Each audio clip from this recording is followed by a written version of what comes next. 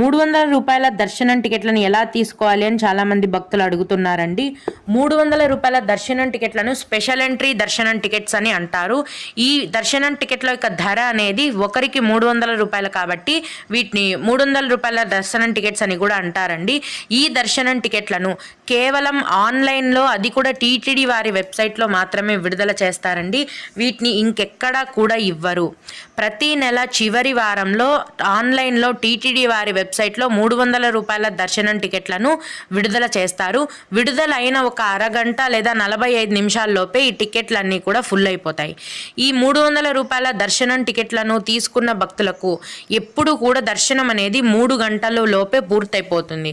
అంటే మీరు క్యూ లైన్లో ఎంటర్ అయినప్పటి నుంచి దర్శనం బయటికి రావడానికి 3 గంటల సమయం అనేది పడుతుంది.